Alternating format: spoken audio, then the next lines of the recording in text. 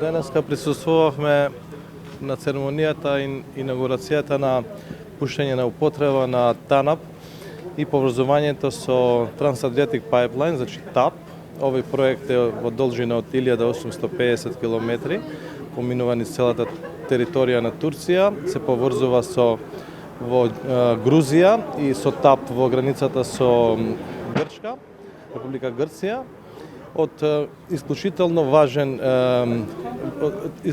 важност за нашата држава, бидејќи дава смисла и на нашето поврзување на ТАП, бидејќи конечно ќе се поврземе на овој тек што иде од изворите на Шаденис и завршува до Италија. Значи, со вкупен капацитет од 31 милиарда метри кубни на годишно ниво. Со тоа, значи, дефинитивно, нашата држава ги диверсифицира изворите на снабдување и го креираме можност за стабилен пазар на газ. Иштења евентуелно мирансишен gjithë regionin, po posaçërisht për vendin tonë, sepse po lidhet krahu jugori kësaj rrjedhe që fillon nga Azerbajxhani dhe përfundon deri në Itali.